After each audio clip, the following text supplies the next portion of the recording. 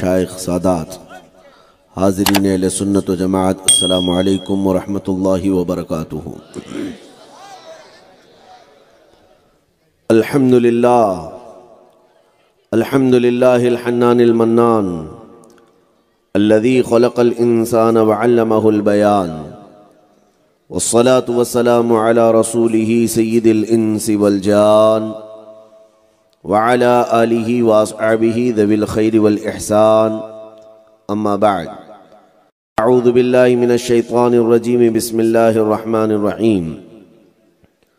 ان الذین قالوا ربنا اللہ ثم استقاموا تتنزل علیہم الملائکہ الا تخافوا ولا تحزنوا وابشروا بالجنة التي كنتم توعدون، صدق اللہ مولانا العظیم وبلغنا رسوله النبی الامین المتین المختار الکریم، ونحن على ذلك من الشاہدین والشاکرین والحمد للہ رب العالمین۔ بارگاہ رسالت معاب صلی اللہ علیہ وسلم میں درود پاک کا ہدیہ پیش کریں۔ اللہم صلی علی سیدنا و مولانا محمد معدن الجود والکرم وآلہ واصحابہ الکرام وابنہ الکریم وبارک وسلم صلاة دائمتا سرمدا ابدا۔ یا رسول اللہ، تیرے عشق کی بدولت مجھے زندگی ملی ہے، تیرے عشق کی بدولت مجھے زندگی ملی ہے، میری بات بن گئی ہے تیری بات کرتے کرتے،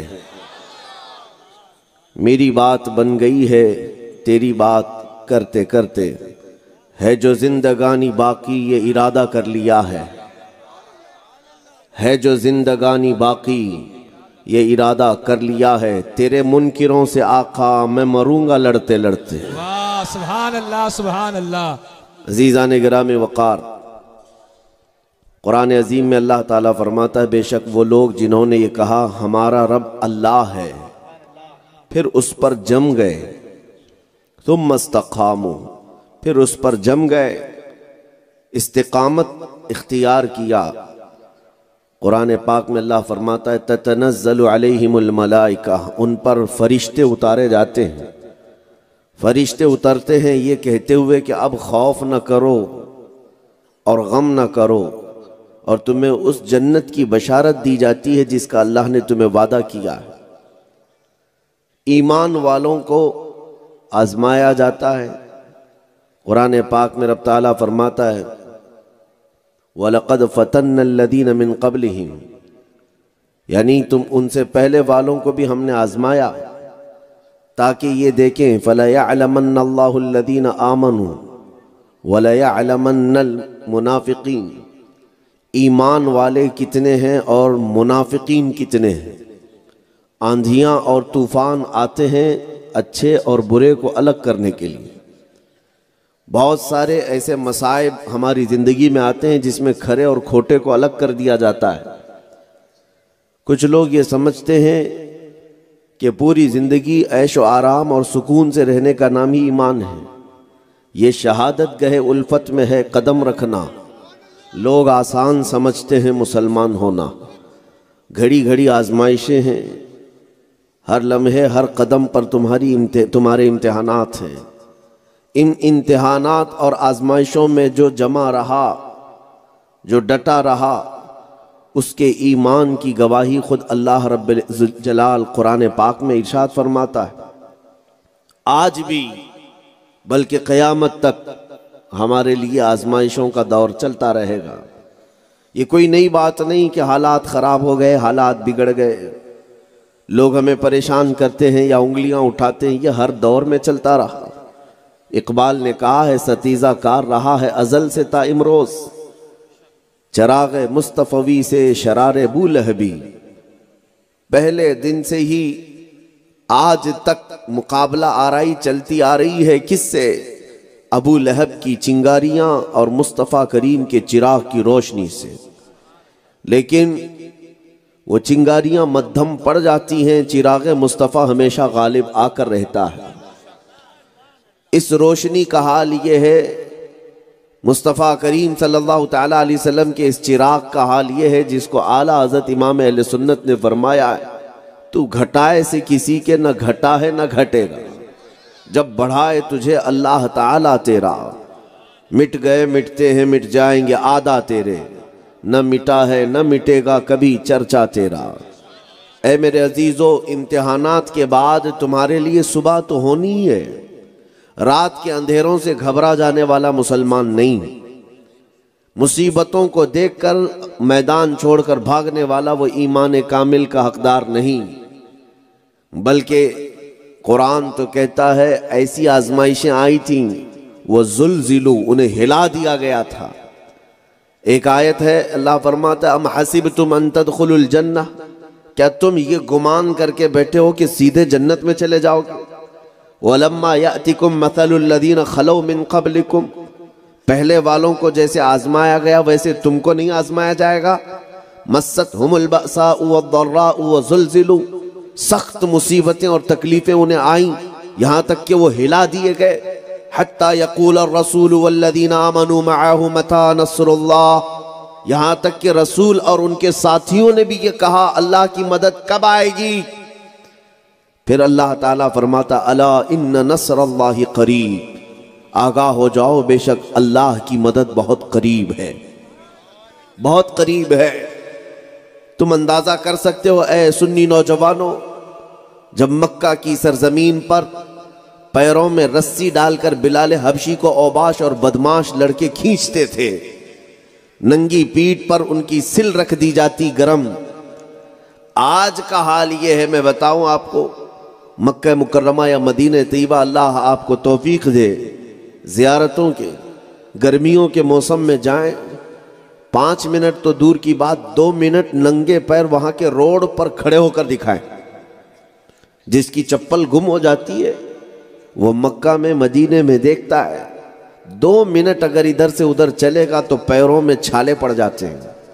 50 ڈگری کی گرمی ہوا کرتی ہے، ان گرمیوں میں پیدل چلنا تو دور کی بات، ننگی پیٹھ بلال حبشی کو سلایا جاتا تھا دن بھر، پورے دن سلایا جاتا تھا، اور پھر اس پر انہیں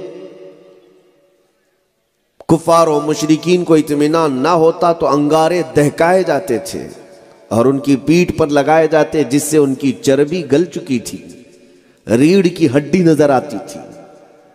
یہ تمام آزمائشیں، ابتلاء، امتحانات کس بات پر تھے؟ صرف اس بات پر تھے کہ وہ دامن رسول کو تھاما ہوا غلام تھا۔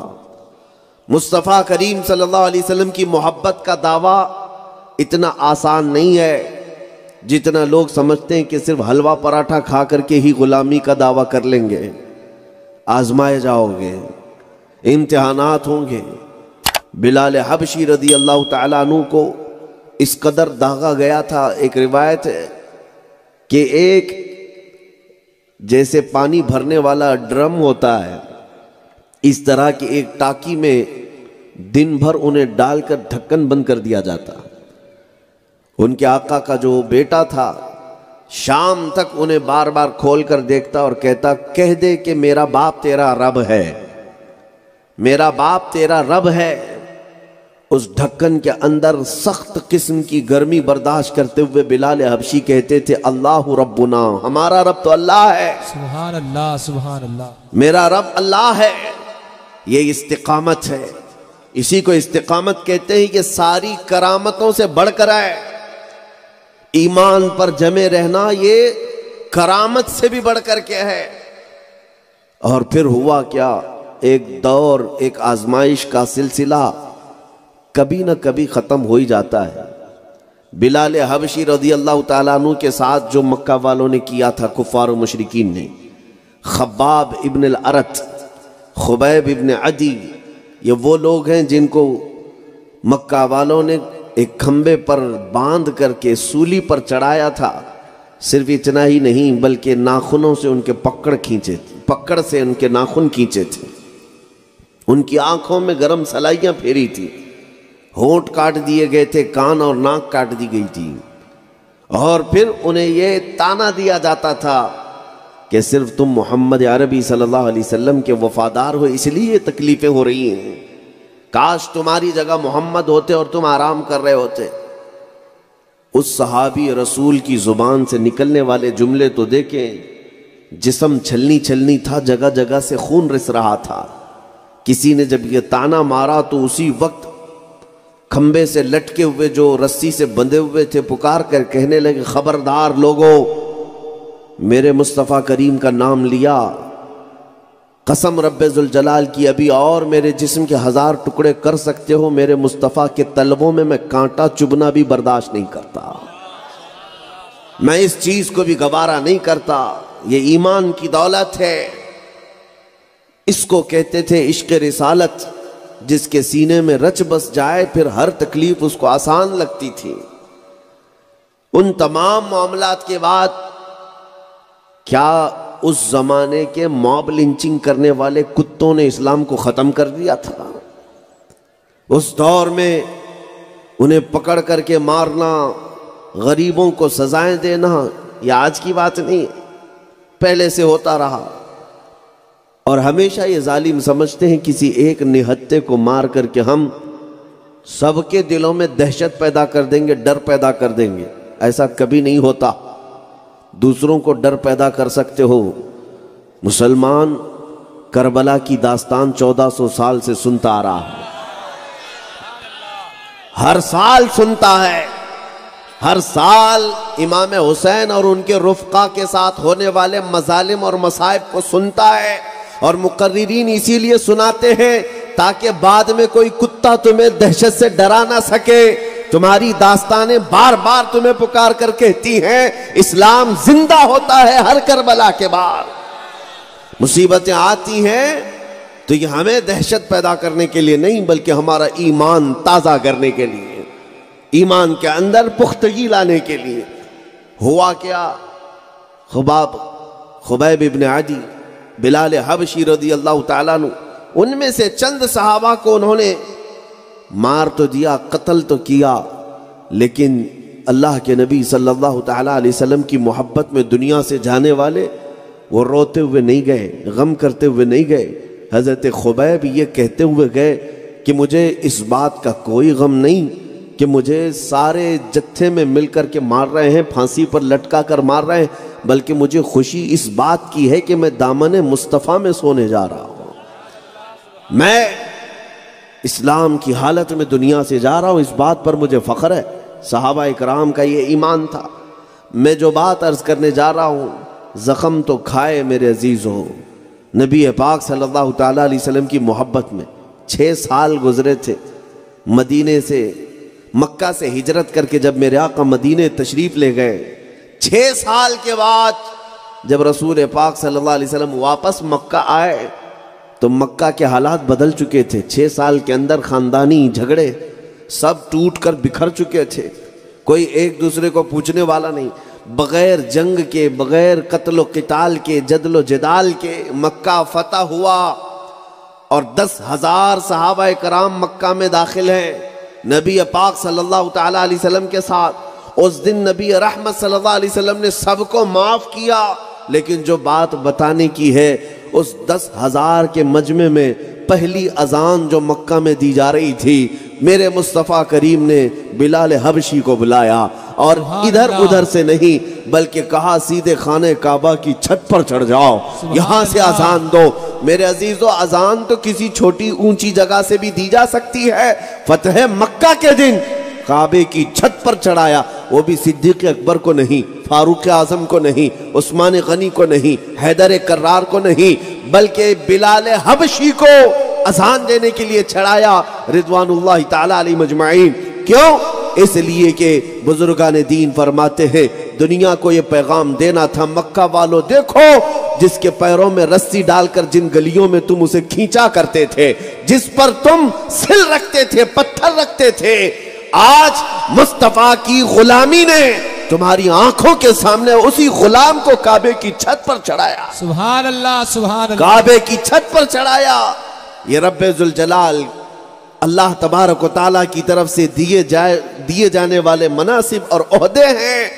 نبی پاک کی وفاداری میں اگر ایک زخم بھی کھاتا ہے وہ رائے گاہ نہیں جاتا، رائے گاہ نہیں جاتا، اور اللہ کریم اس کے مقامات اور اس کے مناصب کو بلند کرتا ہے۔ اسی لیے میرے عزیز نوجوانوں، میں آپ سب سے یہی گزارش کروں گا کہ محبت مصطفیٰ میں، میرے آقا صلی اللہ تعالیٰ علیہ وسلم کی عزت کے معاملے میں استقامت اختیار کرو، ڈٹے رہو، جمے رہو۔ حالات ڈرانے کے، گھبرانے کے بہت سارے آتے ہیں، تم نے کوئی جرم نہیں کیا، جرائم سے اپنے آپ کو روکو۔ اسلام جرائم نہیں سکھاتا، کرائم کا نام اسلام نہیں ہے۔ تم کسی بھی کرائم میں مبتلا ہو، میں اس سے لا تعلقی کا اظہار کرتا ہوں، لیکن اتنی بات ضرور کہوں گا، مسلمان ہو تو میرے مصطفیٰ کے اخلاق پر ضرور چلے گا۔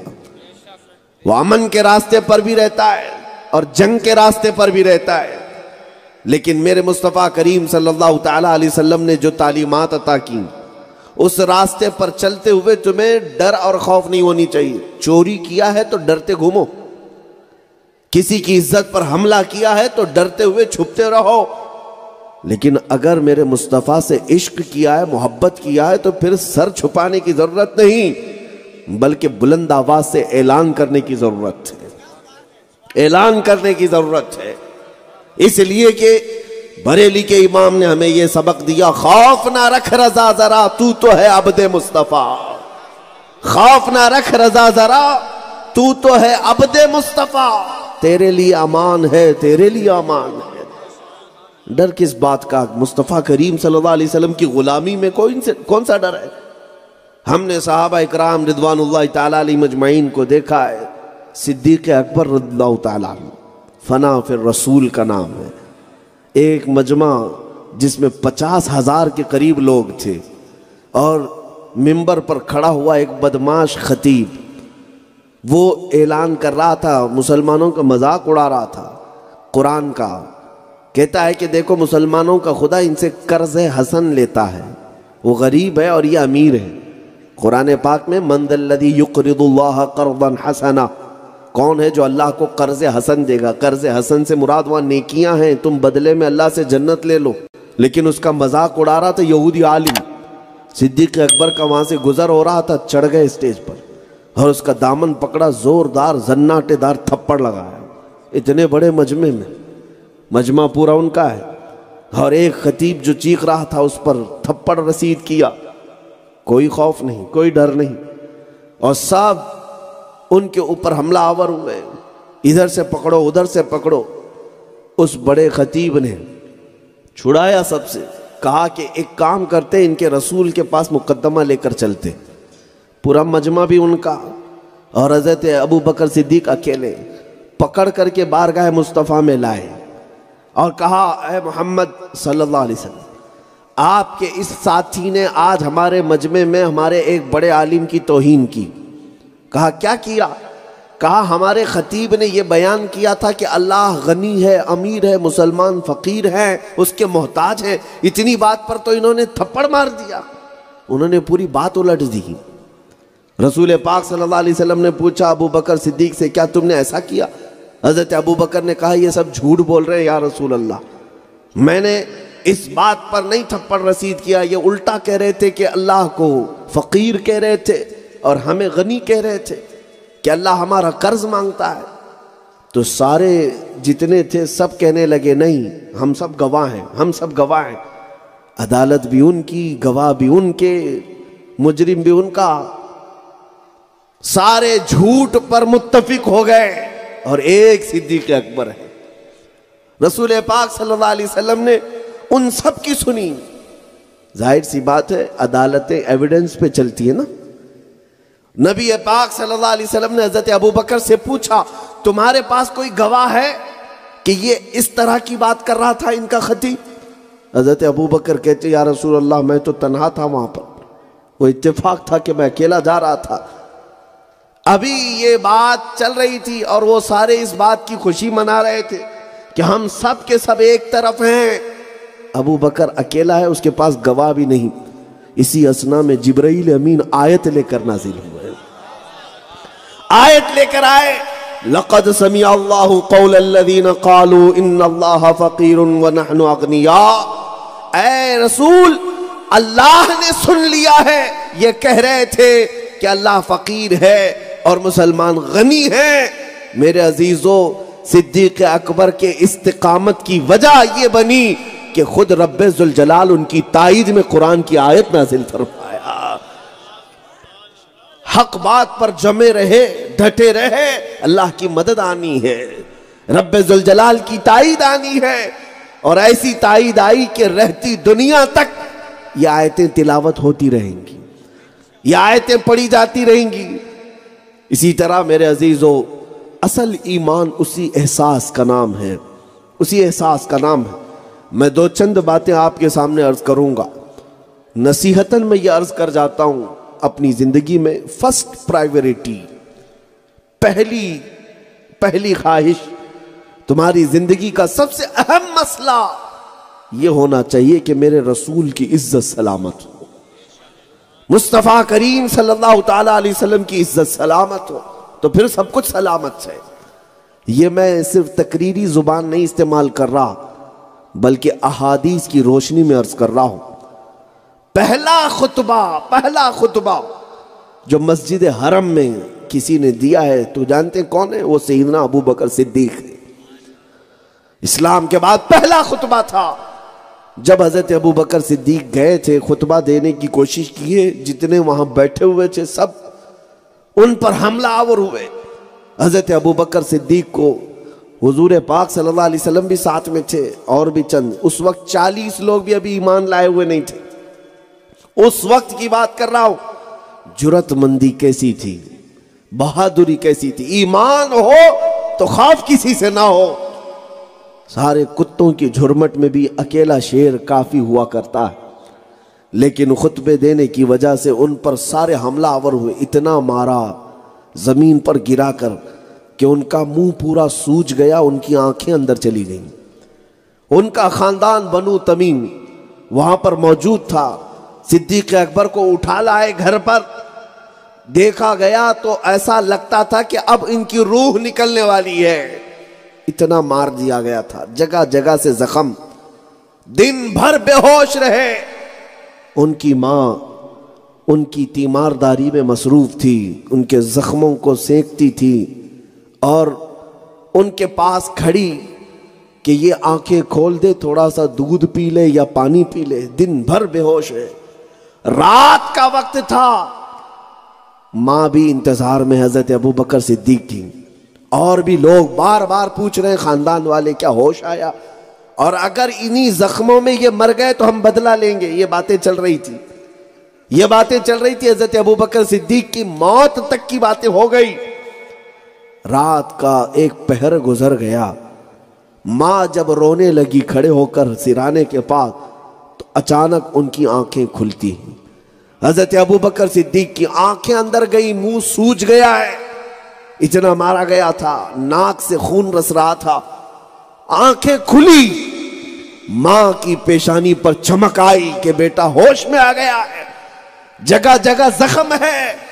قریب آئی دودھ کی کھٹوری لے کر، حضرت ابو بکر صدیق نے جیسی آنکھیں کھولی، زبان کھلنے لگی۔ ماں انہیں دودھ پلانے کے لیے قریب آئی تو اپنے ہاتھ سے ہٹایا اور سب سے پہلے پوچھا، بتاؤ رسول اللہ کی حالت کیسی ہے، میرے مصطفیٰ کی خیریت بتاؤ۔ اس وقت ان کا گھر ایمان لایا ہوا نہیں تھا، ان کی ماں بھی ایمان لائی ہوئی نہیں تھی۔ حضرت ابو بکر صدیق کا یہ جملہ سن کر کے وہ حیرت میں پڑ گئی۔ ایسے وقت میں تو لوگ ہا ہو کرتے ہیں، یہاں درد ہو رہا ہے، وہاں درد ہو رہا ہے، یہاں تکلیف، وہاں تکلیف، اور ایک ابو بکر ہے کہ ان تکلیفوں میں سب سے پہلے کسی کا نام لیتا ہے تو وہ محمد الرسول اللہ کا۔ ان کی ماں کہتی ہے، بیٹا انہی کی وجہ سے تو اتنا مار کھایا، تو آج اتنی مصیبت میں آیا ہے۔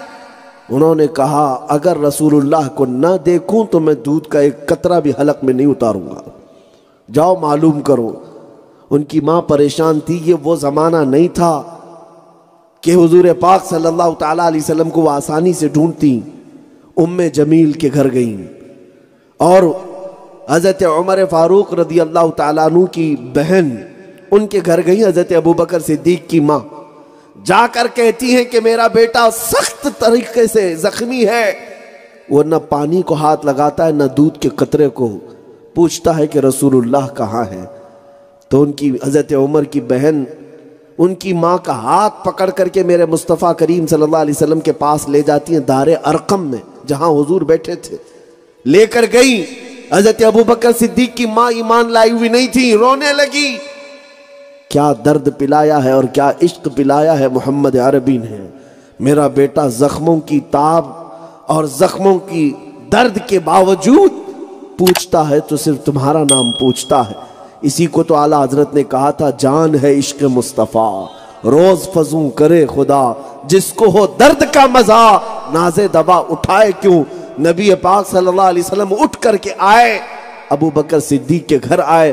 جب حضرت ابو بکر صدیق کے سامنے کھڑے ہوئے، ان کے سر پر ہاتھ رکھا، مسکرا دیا اور اس کے بعد اپنے حلق میں پانی کا قطرہ بھی ڈالا۔ یہ احساس جس کو کہتے ہیں صحابہ، کل مصیبت بعدک جلل یا رسول اللہ، ہر مصیبت آپ کو دیکھنے کے بعد ہلکی ہو جایا کرتی ہے اے اللہ کے رسول۔ ایک صحابیہ ہیں سمیرہ بنت قیس، سمیرہ بنت قیس رضی اللہ تعالیٰ عنہ، احد کے میدان میں ان کا بیٹا شہید ہو گیا، بیٹا شہید ہو گیا، بھائی بھی شہید ہو گیا، اور اس کے بعد شوہر بھی شہید ہو گیا۔ لوگوں نے خبر دی کہ تمہارا بیٹا اللہ کی راہ میں شہادت پا چکا ہے، تمہارا بھائی بھی شہادت پا چکا ہے۔ وہ سب کی خبریں سنتی رہی، پھر پوچھا پہلے بتاؤ رسول اللہ کی حالت کیا ہے، میرے مصطفیٰ کریم کی خیریت بتاؤ۔ صحابہ نے کہا وہ صحیح سلامت ہیں۔ کہا میں دیکھنا چاہتی ہوں۔ احد کے میدان میں اس خاتون کو لایا گیا، جب نبی پاک صلی اللہ علیہ وسلم کا دیدار کیا، پکار کر کہتی ہے اے اللہ میرا یہ چاند سلامت ہے تو پوری کائنات سلامت ہے۔ کل مصیبت بعدک جلل یا رسول اللہ، اے اللہ کے رسول آپ کے بعد ہر مصیبت حل کی ہے۔ اسی کو اقبال نے کہا تھا، آبروئے ماں زنام مصطفیٰ است، ہم سب کی عزت و آبرو مصطفیٰ کریم کے نام سے وابستہ ہے۔ اگر وہ نام سلامت ہے ہماری زندگیاں سلامت ہیں۔ ہمیں جو عزت ملی ہے یہ ہمارے اعمال کی بنیاد پر نہیں، یہ میرے مصطفیٰ کریم کی نسبت کی وجہ سے ملی ہے۔ ایک بات یاد رکھنا، یہ نسبتیں اتنی تیز اونچائی پر لے جاتی ہیں جس کا تم اندازہ بھی نہیں لگا سکتے، اندازہ بھی نہیں لگا سکتے۔ نبی پاک صلی اللہ تعالیٰ علیہ وسلم سے محبت کی جو نسبت ہے بہت تیز اوپر لے جاتی ہے۔ اولیاء کاملین میں سے ایک بھی ولی ایسا نہیں جو دربار رسول میں نہ پہنچا ہو، پہلے مصطفیٰ کریم کے دروازے پر پہنچتا ہے، پھر اللہ اسے مقامات پر پہنچاتا ہے، اور وہاں نہیں تو کہیں نہیں۔ اعلیٰ حضرت نے کہا ہے بخدا خدا کا یہی ہے در، نہیں اور کوئی مفر مقر، جو وہاں سے ہو یہی آ کے ہو، جو یہاں نہیں تو وہاں نہیں۔ ایک بات یاد رکھیں، یہ نسبتیں بہت تیز اونچائی پر لے جاتی ہیں۔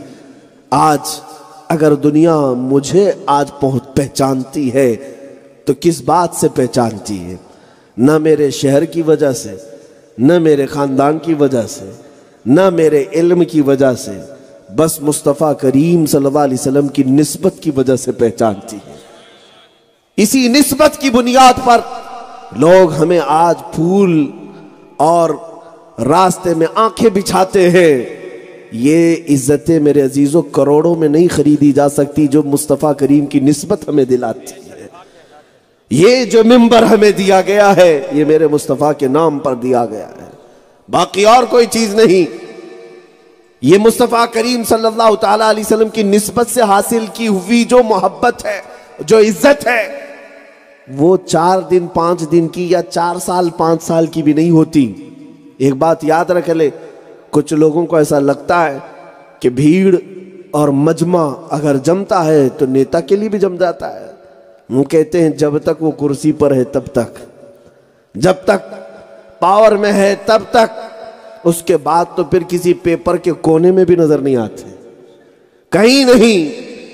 ایسے بہت سارے لوگ بیچارے خاموش بیٹھے کونوں میں، لیکن ہم نے دیکھا ہے جو نبی پاک صلی اللہ علیہ وسلم کی نسبت سے حاصل کی ہوئی عزت ہوتی ہے، 800 سال بھی گزر جائے اجمیر کی دھرتی پر وہ کرسی ہمیشہ سلامت نظر آتی ہے، اس کو کوئی نہیں ہلاتا، وہ نام مٹتے نہیں ہیں، وہ نام ختم نہیں ہوتے. اسی کو میں آج کہوں گا، حضور پاک کی نسبت سے حاصل کی ہوئی جو عزت ہے وہ ہمیشہ کی ہو جاتی ہے. کل کو اگر ہم مر بھی جائیں اللہ ہمارے نام زندہ رکھتا ہے محفلوں میں. اعلیٰ حضرت کو آج 100 سال کے بعد دنیا یاد کرتی ہے تو اس لیے نہیں کہ وہ ایک پٹھان خاندان کے بڑے زمیندار تھے، اس لیے آج ہر کوئی یاد کرتا ہے کہ مصطفیٰ کریم سے ان کی نسبت گہری تھی. جب بات کرتے تھے تو میرے مصطفیٰ کی محبت کی بات کرتے ہیں. انہوں نے ہزاروں دلوں میں حضور کی محبت ڈالی، اس لیے نام آج بھی زندہ رکھا گیا. اور صدیاں آئیں گی نام زندہ رہے گا. ہم نے دیکھا ہے اسی نسبت نے بہت تیزی سے لوگوں کو بلند کیا، بہت اونچائی تک پہنچایا. ابھی ماضی قریب میں آنکھوں دیکھا حال ہم بتائیں، یورپ کی سرزمین پر ہالینڈ، انگلینڈ، یورپ کے کئی ایسے علاقے جہاں کی بڑی بڑی طاقتیں تھرا رہی ہیں. کس بات سے؟ ایک ویل چیئر پر بیٹھنے والے معذور عالم دین سے. ارے وہ بڑی دور بیٹھ کر کے صرف لبیک کہتا ہے، دنیا کی طاقتیں ہلنے لگتی ہیں اور کہتی ہیں کہ یہ بہت ڈینجر آدمی ہے. ہم نے تو دیکھا پیر بھی نہیں، کھڑے ہونے کے پیر بھی نہیں. تمہارے لیے ڈینجر کیسے بن گیا؟ طاقتور کیسے بن گیا؟ پتا چلا طاقت تخت کا نام نہیں، طاقت تاج کا نام نہیں، طاقت حکومت کا نام نہیں. پیر نہ بھی ہو طاقت عشق مصطفیٰ کا نام ہے. بے شک.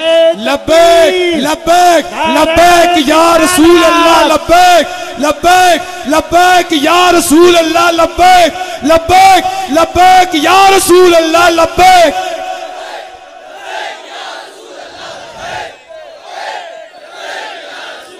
میرے عزیزو ایک بات یاد رکھنا، ہماری آنکھوں دیکھا حال ہم بتا رہے ہیں. ابھی اور اللہ تمہیں 100 سال بھی زندگی دے، 100 سال کے بعد بھی دیکھنا ہمارے مجمع سے یہ نعرہ گونجتا ہی رہے گا، گونجتا ہی رہے گا. کیوں؟ جس مرد قلندر کو یہ عزت ملی ہے وہ میرے مصطفیٰ کے قدموں سے ملی ہے، وہ ختم نہیں ہوتی. باقی ادھر ادھر پرچار سے ملی ہوئی چیزیں چند دنوں کے بعد مدھم پڑ جاتی ہیں. ارے یہاں تو حال یہ پارٹی بدل لیا تو عزت ختم ہو گئی، ادھر کا جھنڈا ادھر چلا گیا تو عزت ختم ہو گئی. بہت سارے معاملات ہم نے دیکھے.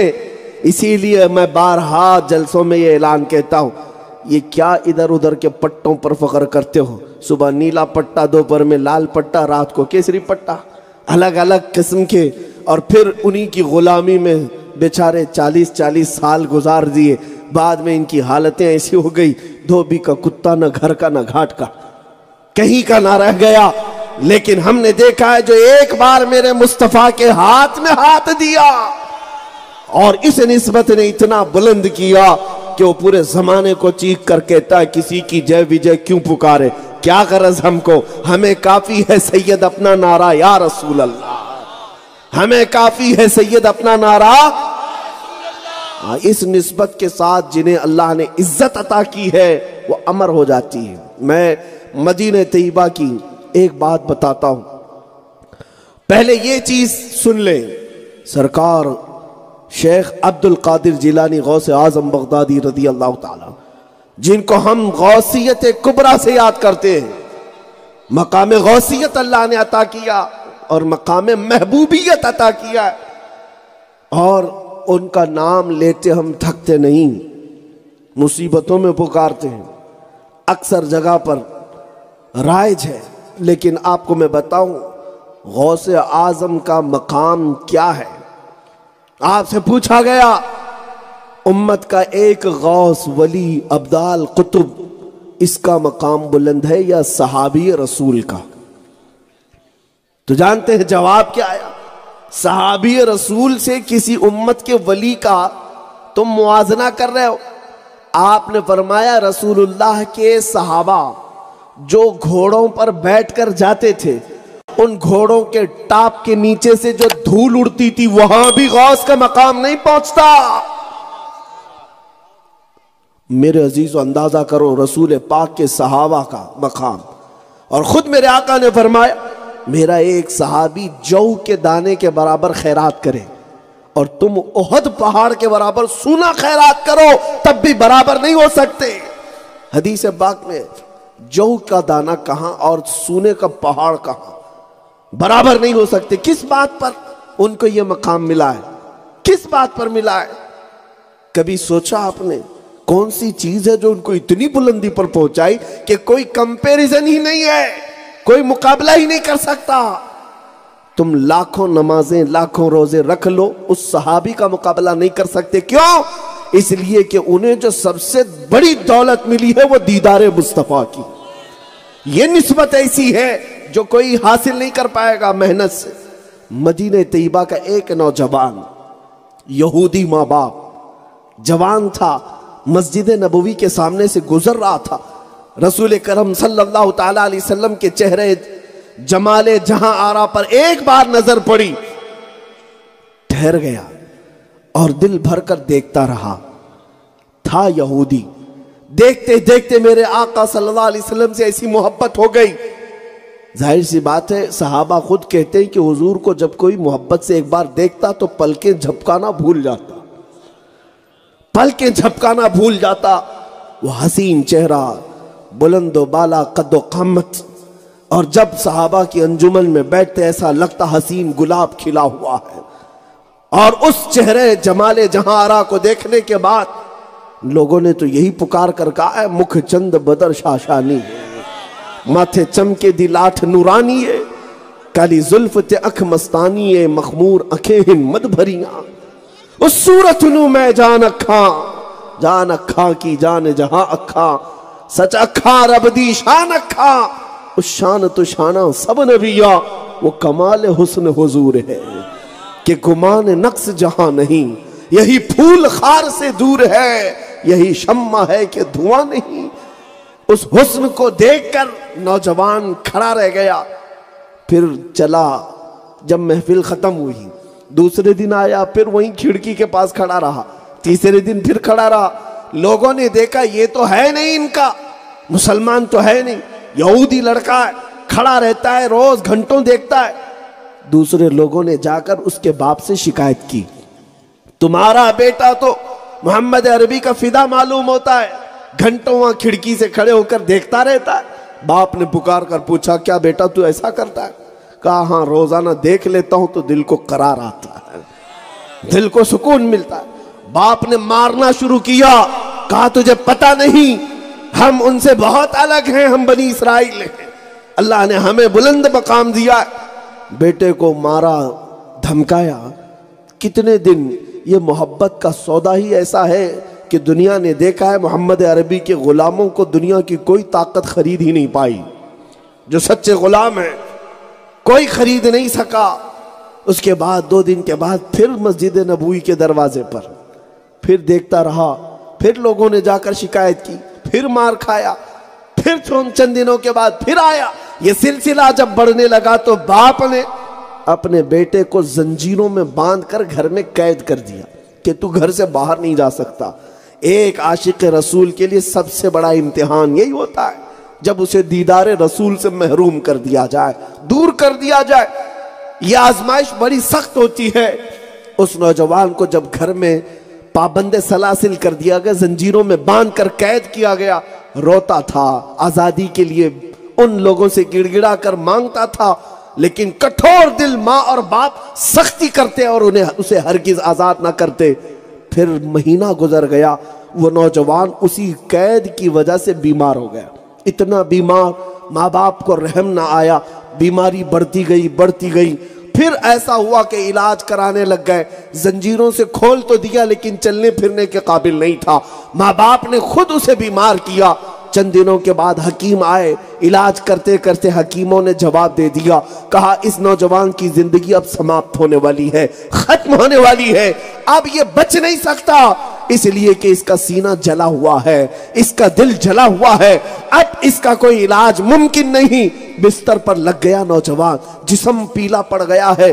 आखिर को हकीम ने कहा 2-3 दिन का मेहमान है, जो खाना चाहे खिला दो, जो पीना चाहे पिला दो, जो ख्वाहिश करे वो पूरी कर दो, इसलिए कि दुनिया छोड़कर जाने वाला है। माँ बाप का दिल अब तरस कर गया, अब रहम में आ गया। अब दोनों को तरस आया। दोनों ने बच्चे से पूछा, बेटे से, जवान लड़का है, कहा ए हमारे लाल, تو نے اپنے آپ کو ہلاکت میں ڈال دیا اور ہم نے غلطی کی، تجھے قید کر کے تیری اچھی خاصی زندگی کو ہم نے برباد کیا، اب تیری زندگی ختم ہونے کے قریب ہے، بتا تو صحیح کوئی تیری خواہش ہے، کچھ کھانا پینا چاہتا ہے تو ہم تجھے لا دیں۔ اس نوجوان نے کہا ایک خواہش ہے، محمد عربی کو ایک بار دیکھنا چاہتا ہوں صلی اللہ علیہ وسلم۔ ایمان لایا ہوا نہیں، بات توجہ سے سنو، ایمان لایا ہوا نہیں، گھر یہودی کا، ماں بھی یہودن باپ بھی یہودی، گھر یہودی، اور اس وقت کہتا ہے ایک بار انہیں دیکھ لینے دو، ایک بار دیکھ لینے دو۔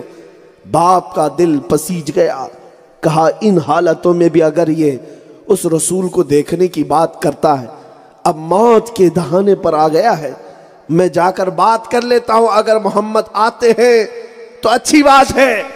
وہ آیا، مسجد نبوی میں میرے آقا بیٹھے ہوئے تھے صحابہ کے ساتھ، کہا میرا بیٹا آپ کا بیمار ہے اور ایسا بیمار کہ دنیا سے جانے والا ہے، اس کی آخری خواہش یہ ہے کہ ایک بار وہ آپ کو دیکھنا چاہتا ہے۔ نبی پاک صلی اللہ علیہ وسلم اپنے صحابہ کے ساتھ اٹھ کھڑے ہوئے، کہا چلو ہمارے ایک عاشق کے گھر چلتے ہیں، ہمارے ایک غلام کے گھر چلتے ہیں۔ نبی رحمت صلی اللہ علیہ وسلم جب تشریف لائے اس گھر کے اندر، میرے آقا جب اندر آئے، میرے عزیزوں وہ کیا سما رہا ہوگا، وہ کیسا منظر رہا ہوگا جس کو ہر عاشق رسول تمنا کرتا ہے۔ سنا ہے آپ ہر عاشق کے گھر تشریف لاتے ہیں، یا رسول اللہ سنا ہے آپ ہر عاشق کے گھر تشریف لاتے ہیں، میرے گھر میں بھی ہو جائے چراغاں یا رسول اللہ، میرے دل میں بھی ہو جائے چراغاں یا رسول اللہ۔ میرے آقا جب تشریف لائے، وہ نوجوان بستر پر سویا ہوا ہے، سرانے کے پاس میرے آقا بیٹھ گئے اور اپنا ہاتھ دے کر اٹھایا۔ اس نوجوان نے اپنی ساری طاقت و قوت جمع کی اور اٹھ کھڑا ہوا اور مصطفیٰ کریم کو دیکھ کر مسکرانے لگا۔ میرے آقا نے فرمایا اب کس بات کا انتظار کرتے ہو؟ کیا کلمہ طیبہ پڑھ کر ہماری غلامی میں نہیں آنا چاہتے؟ فوراً کلمہ طیبہ پڑھا، اسلام میں آیا۔ توجہ چاہتا ہوا نوجوانوں، یہ صبح کے بعد کا وقت تھا، ناشتے کا جو وقت ہوتا ہے اس وقت کا یہ وقت تھا۔ میرے آقا پر ایمان لایا اور ساتھ دیکھتے دیکھتے آنکھیں بند ہو گئی، روح نکل گئی۔ نبی پاک صلی اللہ علیہ وسلم کے سامنے وفات پا گئے، لیکن جانتے ہو وہ مقام کیا پایا؟ صحابیت کا مقام پایا۔ چند منٹوں میں کون سا مقام؟ صحابیت کا مقام۔ میں کبھی سوچتا ہوں اس نوجوان کی زندگی میں ایک نماز پڑھنے کا بھی وقت نہیں آیا، ایک تسبیح پڑھنے کا بھی وقت نہیں آیا، رمضان بھی نہیں آیا کہ روزے رکھ لیتا، حج کا موقع بھی نہیں ملا، کچھ عمل کرنے کا موقع نہ ملا۔ ایمان لایا اور فوت ہو گیا، لیکن مقام غوث سے بلند پا گیا۔ غوث ابدال اقطاب نجبا شرفا، کوئی نہیں پہنچ سکتا، وہاں کا مقام پا لیا۔ ہم نے تاریخ سے پوچھا، برسوں عبادت کرنے والے اس مقام پر نہیں پہنچے، مدینے کے اس نوجوان نے اتنا بلند مقام کیسے حاصل کیا جہاں غوث بھی نہیں پہنچ سکتا؟ تو پھر تاریخ نے کہا جب تک بکے نہ تھے تو کوئی پوچھتا نہ تھا، یا رسول اللہ تم نے خرید کر ہمیں انمول کر دیا۔ یہ نسبت ہے۔ ایک بار مصطفیٰ کریم کا دیدار ہوا، پھر مقام وہ بلند پا گیا کہ غوث بھی وہاں نہ پہنچے، ابدال شرفا قطب وقت کے قطب الاقطاب نہ پہنچے۔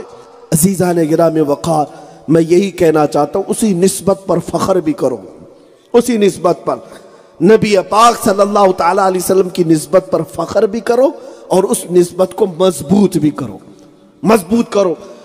میں آج آپ کو یہ بتانا چاہوں کہ لوگ آج کچھ نوجوان یہ ہیں، کچھ تو ڈرتے ہوں گے، کچھ شرماتے ہوں گے کہ حضور کی سنتوں پر عمل کریں گے تو دنیا کیا کہے گی، لوگ کیا کہیں گے۔ کیسے زندگی گزارتے ہو میرے عزیزو؟ تم کہتے ہو کائنات کا سب سے حسین چہرہ میرے مصطفیٰ کا ہے، پھر اپنے چہرے پر ہاتھ رکھ کر دیکھو، اس حسین چہرے کے پیچھے چلنا کیوں نہیں پسند کرتے تم؟ دنیا کیا کہے گی؟ یہ 4 دن باتیں کریں گے، اس کے بعد صرف تمہاری موت پر انا للہ پڑھیں گے، اور کیا کہیں گے؟ اس سے زیادہ کیا ہے؟ ایک بات کان کھول کر سن لو، تم یہاں پہن کر کے چلو تو بھی بولیں گے، ننگے چلو تو بھی بولیں گے، بیٹھو تو بھی بولیں گے، کھڑے رہو تو بھی بولیں گے۔ ان کی زبانوں پر کوئی تالا نہیں لگایا جا سکتا۔ بس بات اتنی ہے کہ لوگوں کی باتوں پر اپنی زندگی مت بدلو، تم اللہ اور اس کے رسول کے لیے جیا کرو۔ یہ دیکھو دنیا کیا کہتی ہے، نہیں، اللہ اس کے رسول کیا کہیں گے، میں مرنے کے بعد قبر میں پہنچوں گا میرے مصطفیٰ کیا کہیں گے، یہ فکر ہو ہر مسلمان کی۔ میں قبر میں جاؤں گا، نبی پاک کو دیکھنا ہے، دیدار کرنا ہے، اور آئیں گے ہماری قبروں میں، تو اس وقت میرے چہرے کو یا میرے جسم کو دیکھ کر میرے مصطفیٰ کیا کہیں گے، دنیا والے کیا کہیں گے۔ 4 دن کی بات ہے، ختم ہو جائیں گے سارے معاملات۔ یہ جتنے تمہارے ساتھ باتیں کرتے ہیں، 1 گھنٹہ تمہارے مرنے کے بعد قبر پہ بیٹھنا بھی نہیں چاہتے، یوں مٹی ڈالا یوں نکل گئے، کوئی 1 گھنٹہ نہیں بیٹھتا۔ سب سے زیادہ قریبی دوست بھی رات ہونے دو، قبرستان میں تمہارے ساتھ رہتا کون ہے؟ کون رہتا ہے؟ تنہا تمہاری قبروں میں تمہیں چھوڑ کر یہ دنیا آ جاتی ہے، اور اس وقت اندھیری قبر میں کوئی آتا ہے، وہ تاجدار مدینہ کی ذات کون آئے گا؟ اسی لیے اعلیٰ حضرت نے فرمایا آج لے ان کی پناہ، آج مدد مانگ ان سے، کل نہ مانیں گے قیامت میں اگر مان گیا۔ اے نوجوانوں، آؤ زندگی اسی کو کہتے ہیں۔ میرے مرشد گرامی حضور تاج الشریعہ رحمۃ اللہ علیہ نے فرمایا زندگی یہ نہیں کسی کی کسی کے لیے، زندگی ہے نبی کی نبی کے لیے۔ نہ سمجھ مرتے ہیں زندگی کے لیے، جینا مرنا ہے سب کچھ نبی کے لیے۔ جس دن تم یہ سمجھ جاؤ گے، عزتیں تمہارے قدموں میں ہیں، رفعتیں تمہارے لیے، برکتیں رحمتیں تمہارے ساتھ ہیں۔ اور تمہیں داڑھی میں بھی شرم ہے، ٹوپی میں بھی شرم ہے، اچھے اعمال کرنے میں بھی شرم ہے، لیکن کپڑے پھاڑ کر کے پہننے میں کوئی شرم نہیں، کانوں میں بالیاں ڈال کر گھومنے میں کوئی شرم نہیں، بنگڑیاں پہننے میں شرم نہیں، چوٹیاں رکھنے میں شرم نہیں، مرد عورت بنا جا رہا ہے، عورتیں مرد بنی جا رہی، اس میں کوئی شرم نہیں۔ مصطفیٰ کریم صلی اللہ علیہ وسلم کی سنتوں پر چلنے زیادہ سے زیادہ دنیا کیا کہے گی کہ یہ مولوی بن رہا ہے۔ میرے عزیزو تمہیں پتہ نہیں، نبی پاک صلی اللہ تعالیٰ علیہ وسلم کے پاس ایک صحابی آتے تھے، ان کے چہرے پر داڑھی کا صرف ایک ہی بال تھا، اور حضور ان کو دیکھ کر مسکراتے تھے۔ ان کو ایسا لگا کہ شاید یہ برا لگتا ہوگا، نکال دیا۔ نبی پاک صلی اللہ علیہ وسلم نے اپنا چہرہ ان سے پھیر لیا۔ انہوں نے کہا کہ یا رسول اللہ کچھ گستاخی ہوئی؟ حضور نے فرمایا میں روزانہ دیکھتا اللہ کے فرشتے اس سے جھولتے تھے، میں دیکھ کر مسکراتا، تم نے اس چیز کو ہٹا دیا۔ عزیزان گرامی، ہم نے تو حضور کی سنتوں کو گٹروں میں نالیوں میں کتنے دنوں سے بہایا ہے۔ ہم تو حضور کی سنتوں کو پیٹ پیچھے سے ڈالتے ہیں اور پھر کامیابی کے لیے دعائیں کرتے رہتے، چوکھٹ چوکھٹ پر جا کر کے ہم گڑ گڑاتے ہیں اپنے آپ کو بدلو۔ قرآن کہتا ہے جب تک تم اپنے آپ کو بدلتے نہیں اللہ تمہیں نہیں بدلے گا۔ تمہیں اپنے بدلنے کی فکر ہو، اس معاشرے کے اندر انقلاب لاؤ۔ انقلاب آ سکتا ہے تو صرف میرے مصطفیٰ کی محبت سے آئے گا۔ میں آپ کو پوچھتا ہوں، سینے پر ہاتھ رکھ کر کے بتاؤ رسول اللہ سے سچی محبت کرتے ہو؟ حضور پاک صلی اللہ علیہ وسلم سے محبت ہے تمہیں؟ اگر محبت ہے تو ہر محبت کرنے والا اپنے محبوب کی اداؤں کے پیچھے چلتا ہے، اپنے محبوب کے پیچھے چلتا ہے۔ فجر کی نماز میں سوئے رہتے ہو، عشاء کی نماز کا عطا پتہ نہیں، کم از کم اتنا خیال آتا کہ ہمارے نبی پاک صلی اللہ علیہ وسلم نے فرمایا جعلت قرۃ عینی فی الصلاۃ، نماز میں میری آنکھوں کی ٹھنڈک ہے۔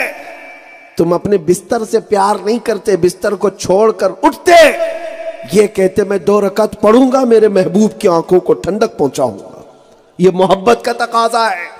مسجدیں بھری ہوتی ہیں آج، محبت کا تقاضا یہ ہے کہ تمہیں جگانے والا کوئی ہونے کی ضرورت ہی نہیں تھی، حضور کی محبت خود تمہیں کھینچ لے جاتی۔ وہ صحابہ کو تلواروں کے سائے میں بھی دیکھا ہے سجدے کرتے ہوئے، اس لیے کہ وہ محبت کا تقاضا تھا۔ انہیں پتا تھا نبی پاک کو جو پسند ہے وہی کرتے۔ میں نے ایک حدیث پڑھی، ایک صحابی ایسے حضرت نعمان ایک بہت بڑے بادشاہ کے دربار میں جا رہے ہیں، بادشاہ نے ان کی آمد پر قالین بچھایا ریشم کا اور کرسی لگائی سونے کی. محمد عربی کا غلام آ رہا ہے، لیکن وہ صحابی جب گئے ریشم کا قالین دیکھا، تلوار سے پھاڑ دیا، ہٹا دیا، اور جب کرسی پر بیٹھنے کا وقت آیا ٹھوکر مار کر گرایا. کہا مجھے دوسری کرسی دو. بادشاہ نے کہا عجیب حال ہے، اتنی عزت اتنا رسپیکٹ ہم نے آج تک کسی کو دیا نہیں. شاہ عرب کے تم قاصد ہو، محمد عربی کے، ہم نے تمہارے لیے ریشم کی قالین بچھا دی، سونے کی کرسی لگا دی، تم نے دونوں کو ٹھکرایا. اس صحابی نے یہ نہیں کہا کہ ہمارا غرور ہے، ہمارا تکبر ہے، بلکہ کہا میرے مصطفیٰ نے فرمایا ریشم کا استعمال مرد کے لیے حضور نے حرام کیا، اور سونے کا استعمال مردوں کے لیے میرے آقا نے حرام کیا. جو میرے نبی کو پسند نہیں پھر پوری کائنات تم لا کر رکھ دو، میں ٹھکرا دوں. یہ محبت کا تقاضا ہے. یہ نہیں ہے کہ حضور سے دور تھے تو ان کے ہاں جا کر کے سب استعمال کر لیتے. کون دیکھ رہا ہے مدینے سے؟ کون دیکھ رہا ہے؟ سونے کی کرسی پہ بیٹھ جاتے، ریشم کے قالین نہیں. محبت کا تقاضا یہ ہے محبوب کو جو چیز پسند ہے وہی چیز مجھے پسند ہو، جو انہیں ناپسند ہے میری پوری زندگی میں وہ ناپسند ہونی چاہیے. عزیزان گرامی، آج ہم جس دھرتی پر بیٹھے ہیں یہ دھرتی سیدی و مولائی و آقائی حضرت فخر الدین چشتی رحمت اللہ تعالیٰ علیہ کے آستانے پر بیٹھے. ایک فنا فی الرسول، اللہ کی محبت میں فنا ان اولیاء کے آستانوں پر ہے. میرے عزیزو، اچھے اچھوں کی عقل یہاں ٹھکانے آتی ہے. ہم نے سنا بھی ہے، دیکھا بھی ہے. آج بابا فخر کے آستانے پر بیٹھ کر یہ توبہ کر کے اٹھو، یہ عہد کر کے اٹھو کہ اے اللہ کے ولی آپ کو گواہ بنا کر اٹھتے ہیں کہ آپ جئیں گے تو میرے مصطفیٰ کریم کے طریقے پر جئیں گے، ان کے اخلاق و کردار کو زندہ کر کے جئیں گے، اور پھر مریں گے تو حضور کا نام لے کر مریں گے انشاءاللہ. یہ وعدہ کرتے آپ اپنی زندگی میں. یہ فلمی نغمے ہیں، جو کچھ بھی آج تمہیں اپنی طرف راغب کیے ہوئے ہیں، عیاشیاں، ان کو چھوڑ دو. موبائل کے ایڈکٹ نوجوان جو رات بھر گیم میں گزارتے ہیں، انٹرنیٹ نے کئی لوگوں کا ایمان برباد کر دیا، اخلاق اور حیا کو قتل کر دیا. کتنے نوجوان ایسے ہیں جن کو میں جانتا ہوں، انہوں نے انٹرنیٹ کی دنیا پر اپنی جوانی برباد کر لی ہے، ختم کر دیے. ان کی آنکھیں بے حیا ہو گئی، اخلاق سوز حرکتیں کرتے کرتے. تم سوچتے نہیں کہ ایک چھوٹے سے آلے نے تمہیں تباہ و برباد کر دیا. ایک ہی لائف ملی ہے تمہیں، یاد رکھو، ایک ہی زندگی ملی ہے. ایک بار یہ زندگی گزر گئی، دنیا کی 1000 طاقتیں تمہاری ایک سانس بھی نہیں بڑھا سکتی، تمہارے دل کی ایک دھڑکن بھی نہیں بڑھا سکتی. اللہ نے جو امانت تمہیں زندگی میں دیا ہے گن گن کر کے گزارو. انٹرنیٹ پر اور گیم پر اور فیس بک کی چیٹنگ پر وقت برباد کرنے کے لیے نہیں دیا گیا. تم تو دن بھر نہ جانے کتنے میسیجز پڑھتے ہو، واٹس ایپ کے، فیس بک کے، انسٹاگرام کے. قسم رب ذوالجلال کی اگر اللہ کی محبت ہے تو سوچ کر یہ بتاؤ کیا پورے دن میں کبھی ہم قرآن کے 2 آیتیں 4 آیتیں پڑھ لیتے؟ ایک رکوع بھی نہیں پڑھا جاتا، اور فالتو کے میسیجز لمبے لمبے سب پڑھتے بیٹھے رہتے ہیں. دنیا نے تمہیں کہاں سے کہاں گھما دیا. اپنے آپ کو بدلو، ان جالوں میں سے نکل آؤ. آج بھی یہ مٹی بڑی زرخیز ہے. حضور کی محبت تمہارے سینوں میں موجود ہے، مجھے پتا ہے. اگر حضور کی محبت نہ ہوتی تو اتنی رات کو یہاں بیٹھے بھی نہ ہوتے. تمہارے سینوں میں میرے آقا کی محبت ہے، بس اس چنگاری کو صرف روشن کر کے شعلہ بنانے کی دیر ہے. تم اگر بدل گئے میرے عزیزو پوری کائنات کو بدل رکھو گے. تم ساری دنیا کو بدل سکتے ہو، بس اپنی زندگی بدل ڈالو. دنیا آج جو تمہیں ٹارگٹ پر رکھی ہوئی ہے اس کی وجہ یہی ہے کہ یہ چنگاری کبھی روشن نہ ہونے پائے. دنیا ڈرتی ہے تو تمہاری داڑھیوں سے، تمہاری ٹوپیوں سے، تمہارے کپڑوں سے نہیں. انہیں پتا ہے تمہارے اندر جو دولت ہے حضور پاک کے محبت کی، یہ ان کو خوفناک طریقے سے ڈراتی ہے. بہت یہ فاقہ کش موت سے ڈرتا نہیں ذرا، وہ یورپ کہتا ہے روح محمدی اس کے بدن سے نکال دو، روح محمدی اس کے بدن سے نکال دو۔ سارے انگریز یہی کہتے ہیں روح محمدی اس کے بدن سے نکالو۔ اور ان لوگوں نے ہزاروں کے دلوں سے نکال کر دیکھا، پھر وہ بڑے بڑے مدرسے بھی بنائے، چلے بھی کریں، انہیں کسی بات کا ڈر نہیں، گھومتے پھرتے رہو۔ یہ محبت حضور کی اگر نکل گئی، بڑی بڑی کھیپ لے کر کے نکلتے رہو، دنیا کو اس سے کوئی مطلب نہیں، تم چلتے رہو، تمہارے سارے کاریہ کرم چلتے رہیں گے، انہیں کوئی خوف نہیں۔ لیکن عاشقوں کی 4 لوگوں کی بھی جماعت ان کے لیے بھاری ہو جاتی، یہ ڈینجر سمجھتے ہیں۔ عزیزان گرامی وقار، کل ملا کر میرا خلاصہ میسج یہی ہے جس کو اقبال نے کہا کہ محمد سے وفا تو نے تو ہم تیرے ہیں، یہ جہاں چیز ہے کیا لوح قلم تیرے ہیں۔ اے نوجوانوں اٹھو، قوت عشق سے ہر پست کو بالا کر دو، دہر میں نام محمد سے اجالا کر دو۔ دنیا کو بتاؤ پھر سے کھڑے ہو کر کے، جس چنگاری کو تم نے چھیڑنے کی کوشش کی ہے، کسی دن ہمارے گھر سے اگر وہ شمع بن گیا، بڑے بڑے محلات کو خاکستر کر سکتا ہے۔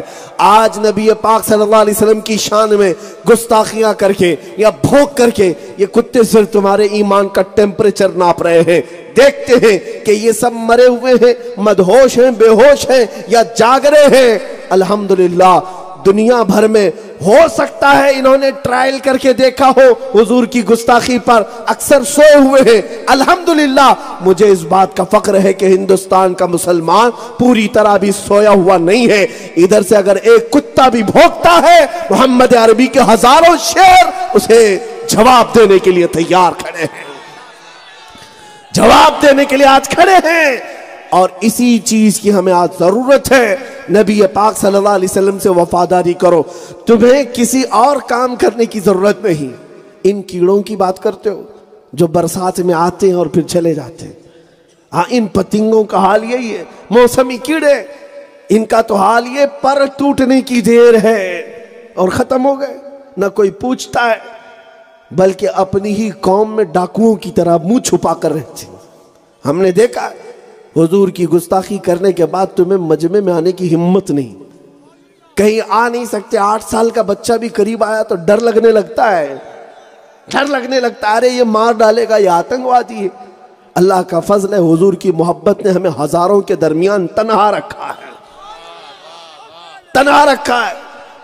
میں آپ کو یہ میسج دینا چاہتا ہوں، ان کی طرف نظر نہ کرو، یہ برساتی کیڑے ویسے ہی ختم ہو جائیں گے، اسلام کا کل بھی کچھ بگاڑ نہ سکے۔ ان سے بڑے بڑے سڑے سڑے بھی آئے اور ہلاکو چنگیز، ان سے بڑے بڑے یزید کے زمانے سے بھی ہم دیکھتے آئے۔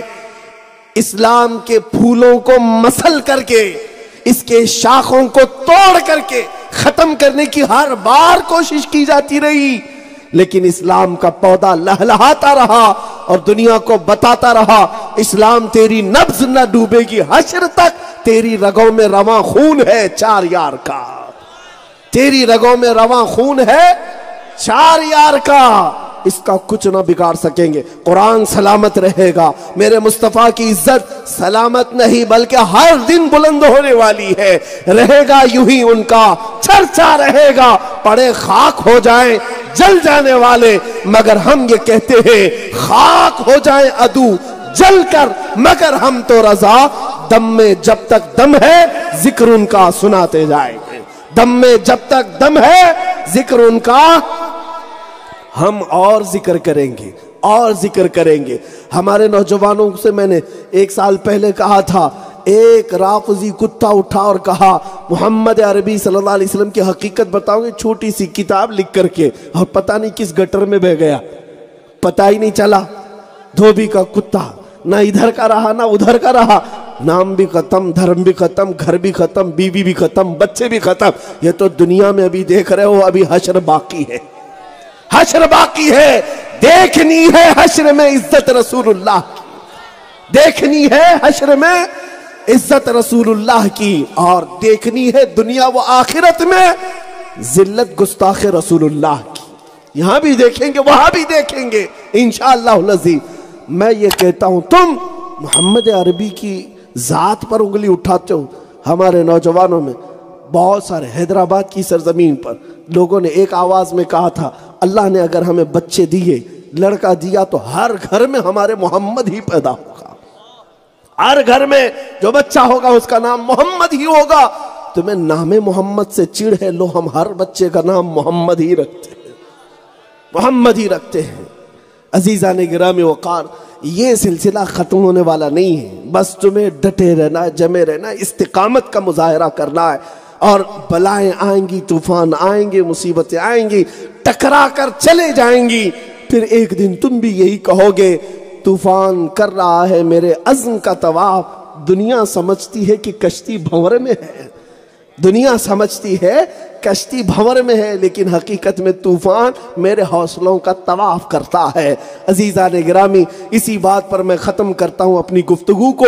فاضل بریلوی کے دربار سے مصطفیٰ کریم صلی اللہ علیہ وسلم کے دربار میں آج ہم استغاثہ کرتے ہیں، سب ادب کے ساتھ اپنے ہوش و حواس کو، اپنے ذہن و دماغ کو حاضر رکھ کر بارگاہ مصطفیٰ میں یوں التجا کرو، یا رسول اللہ، دنیا کی زندگیاں ان رنگینیوں نے مجھے الجھا کر رکھا، بہکا کر رکھا، آج عہد کرتا ہوں آپ کے دربار میں آتا ہوں، میں مجرم ہوں آقا مجھے ساتھ لے لو، میں مجرم ہوں آقا مجھے ساتھ لے لو، کہ رستے میں ہیں جا بجا تھانے والے، یا رسول اللہ چمک تجھ سے پاتے ہیں سب پانے والے، میرا دل بھی چمکا دے، چمکانے والے برستا نہیں دیکھ کر ابر رحمت، ہم بدوں پر بھی برسا دے، برسانے والے آقا ہم گنہگاروں پر نظر کرم ہو، سرکار ہم کمینوں میں طرز ادب کہاں، ہم کو تو بس تمیز یہی بھیک بھر کی ہے۔ آقا آپ کے دربار میں اتنی التجا ہے، اتنی التجا ہے، تیرے ٹکڑوں پہ پلے غیر کی ٹھوکر پہ نہ ڈال، تیرے ٹکڑوں پہ پلے غیر کی ٹھوکر پہ نہ ڈال، جھڑکیاں کھائیں کہاں چھوڑ کے صدقہ تیرا۔ وآخر دعوانا ان الحمدللہ رب العالمین۔